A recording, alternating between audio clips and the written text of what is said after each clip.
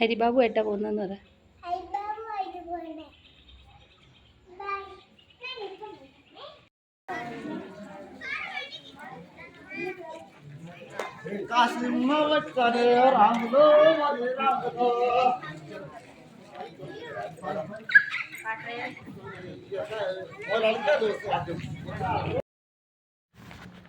Hi, നമസ്കാരം കൂട്ടുകാരെ. ഞാൻ കുറേ നാളുകളായിട്ട് ഈ വീഡിയോ ഇടുന്നെന്ന് വിചാരിക്കുന്നത്. മുഹറം ഫെസ്റ്റിവലിനെ സംബന്ധിച്ചുള്ളൊരു വീഡിയോ ആണിത്. അത് ഇടണം. പിന്നെ നമ്മുടെ സ്കൂൾ തുറക്കുന്ന തിരക്കുകളിലൊക്കെ പെട്ട് ഞാൻ ഒത്തിരി താമസിച്ചു പോയി. ഇന്നിപ്പോൾ ഹോളിഡേ ആണ്, അതുകൊണ്ട് ഞാൻ ആ വീഡിയോ ഇടാനുള്ള ശ്രമത്തിലായിരുന്നു. ഏതായാലും കണ്ടു നോക്കും നമ്മുടെ തെലുങ്കാനയിൽ മുഹറം എങ്ങനെയാണ് ആഘോഷിക്കുന്നതെന്ന്. തെലുങ്കാനയിൽ മുഹറം മാസത്തിൽ മുസ്ലിങ്ങളും ഹിന്ദുക്കളും ഒന്നിച്ചാഘോഷിക്കുന്ന ഒരു ആഘോഷമാണ്, ഒരു ഉത്സവമാണ് ഈ മുഹറം. ഇതിന് നമ്മൾ ഇവിടെ തെലുങ്കാനയിൽ പറയുന്ന പീരിൽ പണ്ടക. പണ്ടക എന്ന് പറഞ്ഞാൽ ഉത്സവം എന്നാണ്. പീരിൽ പണ്ടക എന്നാണ് പറയുന്നത്. ഇതിൻ്റെ ഒരു പ്രത്യേകത, ഇവിടെ ഹിന്ദുക്കളും മുസ്ലിങ്ങളും എല്ലാവരും കൂടെ ഒന്നിച്ച് ആഘോഷിക്കുന്ന ഒരു ഫെസ്റ്റിവലാണ് എന്ന് പറഞ്ഞാൽ മതമൈത്രിയുടെ ഒരു ഉദാഹരണമാണ്. നമുക്കത് വളരെയധികം സന്തോഷം തോന്നും. ഇവർ മുസ്ലിങ്ങളും ഹിന്ദുക്കളും ഒന്നായി ചേർന്നുകൊണ്ട് ആഘോഷിക്കുന്നതാണ്. എല്ലാവരുടെ വീടുകളിലും ഭയങ്കര ആഘോഷമാണ്. പിന്നെ ഇവിടെയുള്ള ഓരോ വീടുകളിൽ ഓരോ ഫാമിലിയിൽ ഈ പീരിലു ആഘോഷം അവർ ചെയ്യണമെന്നുള്ളതാണ്. അന്നേരം ആ കുടുംബത്തിൽ ഭയങ്കര സന്തോഷവും ആഘോഷവും അവരുടെ ബന്ധുക്കളൊക്കെ വരികയും ഒക്കെ ചെയ്യും. ഇന്ന് പീരിലു പണ്ടക എന്നാണ് ഇതിന് പറയുന്നത്, പണ്ടക ഉത്സവം. ഈ പീരിൽ പണ്ടക ഇസ്ലാമിക ചരിത്രത്തിലെ കർബല യുദ്ധത്തിൽ വീരമൃത്യു വരിച്ച ഹസൻ ഹുസൈൻ എന്നീ രക്തസാക്ഷികളുടെ ഓർമ്മപ്പെടുത്തലാണ് ഈ ഉത്സവം. ഇത് ഹിന്ദുക്കളും ഇതിൽ എന്തുകൊണ്ടാണ് ഇതിൽ ഉൾപ്പെടുന്നത് എന്ന് എനിക്കതിൻ്റെ പിന്നിലുള്ള ഐതിഹ്യം അറിയത്തില്ല. ഞാൻ കുറേ ആൾക്കാരോട് ചോദിച്ചു. അവരൊക്കെ പറയും ഞങ്ങൾ പണ്ട് മുതലേ ഇങ്ങനെയാണ് ആഘോഷിക്കുന്നതെന്നാണ് പറയുന്നത്. അറിയാവുന്നവരുണ്ടെങ്കിൽ ഒന്ന് കമൻറ്റ് ചെയ്യണേ.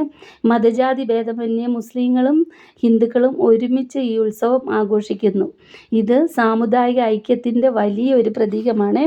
ഈ ഉത്സവത്തിൻ്റെ പ്രധാന ഭാഗമാണ് അലം അഥവാ പീർ. അലം എന്ന് പറഞ്ഞാൽ ഇത് ധീരതയുടെയും നീതിക്കായുള്ള പോരാട്ടത്തിൻ്റെയും പ്രതീകമായ ഒരു ലോഹ ചിഹ്നമാണ്.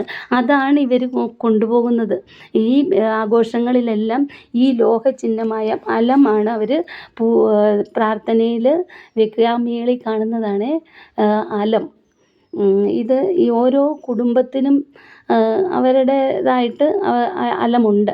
എന്നിട്ട് അവരതാണ്, ആ കുടുംബമാണ്, ഓരോ കുടുംബക്കാരുണ്ട്. ആ കുടുംബക്കാരാണ് ഇത് ഈ പീരിലു എടുത്തുകൊണ്ട് പോകേണ്ടത്. അതായത് അലം എടുത്തുകൊണ്ട് ഘോഷയാത്രയിൽ പങ്കെടുക്കേണ്ടത്.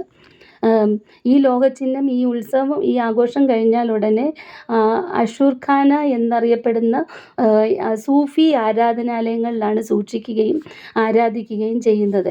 പീരിൽ പണ്ടകയുടെ 10ാം ദിവസം, 10 ദിവസം ഉണ്ട് ആഘോഷം. നമ്മുടെ സ്കൂളിലെ കുട്ടികളൊക്കെ ഭയങ്കര സന്തോഷത്തോടെയാണ് ഇത് ആഘോഷിക്കുന്നത്. ഈ 10 ദിവസം നീണ്ടു നിൽക്കും. 10ാം ദിവസം ഭക്തിപൂർവ്വം എഴുന്നള്ളിക്കും.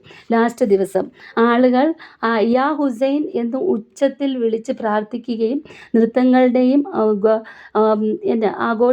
ഘോഷയാത്രയിൽ പങ്കെടുക്കുകയും ചെയ്യുന്നു.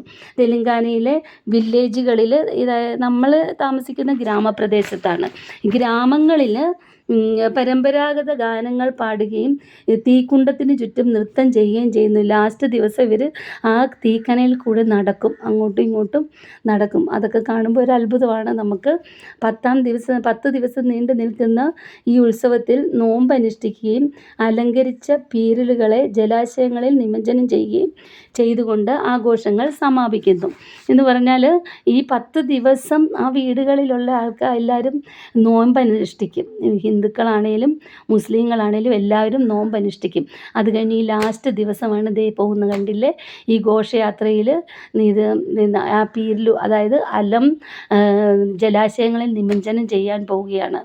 അതവർ കഴുകിയെടുത്ത് ഇതുപോലെ തന്നെ അവരുടെ ആരാധനാലയത്തിൽ സൂക്ഷിച്ച് വെക്കും. പിന്നെ അടുത്ത വർഷമാണ് അതെടുക്കുന്നത്. പോകുന്നത് കണ്ടോ.